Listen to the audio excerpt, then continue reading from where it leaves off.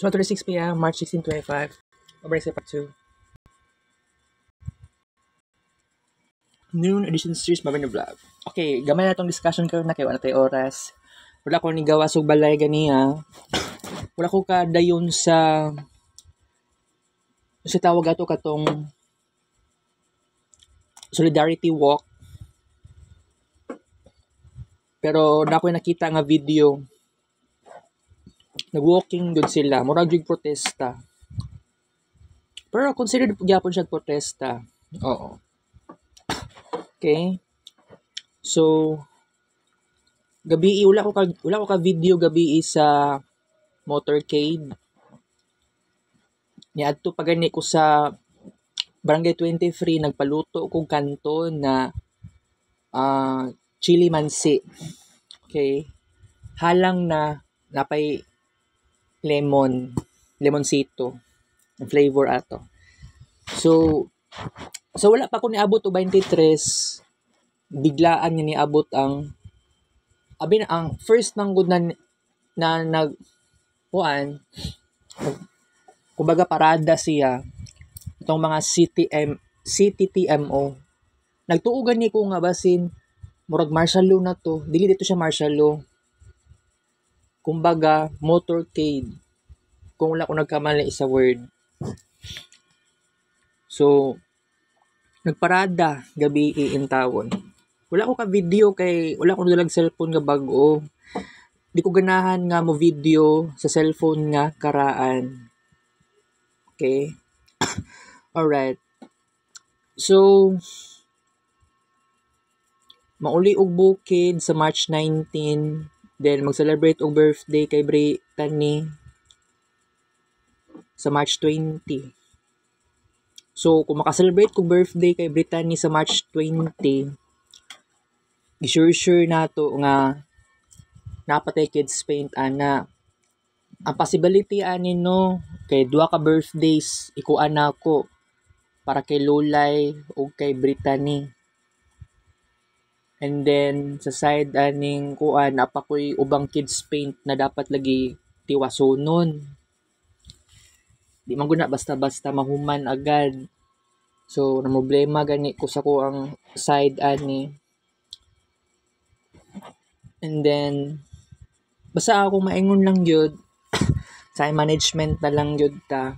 But I know this is so hard sa ko ang side. And then kagahapon naghimo na gani kog chapter 1 introduction sa capstone kay nagchat sa ko si Muhammar. Wala gani ko na-expect. Na grabe na balaka si Muhammar sa ko kay ako wala law ko nakasugod. Pero gishiran ko niya og introduction sa chapter 1. Ana pa siya dili daw dapat mo gamit og ChatGPT. Pero ako ang akong una gahapon sa hapon katong sa basketball sa PE4. Okay? Tingala po gani si Muhammar na daw ko yung subject sa PE4 about sa basketball. Lingon ko yes. Oo. Pero by the way, sa basketball gahapon, nahadlok ko sa failures. Nahadlok ko nga, basig magkamali, basig ma-judge. Pero tungod manggod sa, naka-attend ko aning og conference kay Ma'am Cherry na mauto ang kuan patibay sa kuha og loob nga dili dapat mahadlok sa pag-try og something new. Ako kagahapon dribble na ko mura ra mapugkog correct. wala nag-video sa kuha. Murag feeling na ko wala nag-video sa kuha gahapon. Sayangan pug ko sa moment. Pwede man mag-video ana. Wala man giingon na bawal jud. Pero crazy yung naon. Ang atong oras ato ang vlog kay limited ra gyud kaayo and then busy pud kaayo ko kaganiha. Dapat naka-discuss ko ganiha. Niabot si Pastor dil as G's pasado. Basin siguro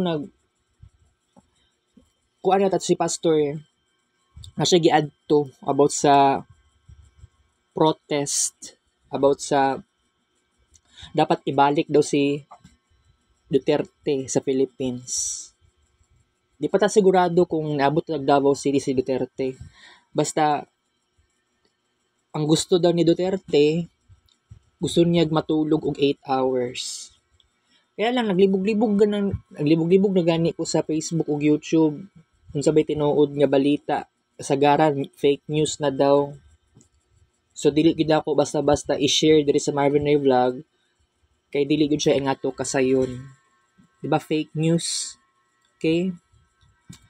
And by the way, kung unsa pa man tong mga i-kids paint na ako, dili na ako, ang uban ato kay dili to siya mahitabo karong semana. Next year na lang nato. Next year, February and March. Pero possible na naapatay adjustments. Possible sa August o sa September natay initiatives pud ana. Okay? So, akong maingon sa karon, ang ato ang discussion karon ginagmay na lang jud kasi busy na pud ko. I have to do something. Okay? Dapat ko i-research. Okay, Takis Rick's Vlog Show. 12:33 p.m.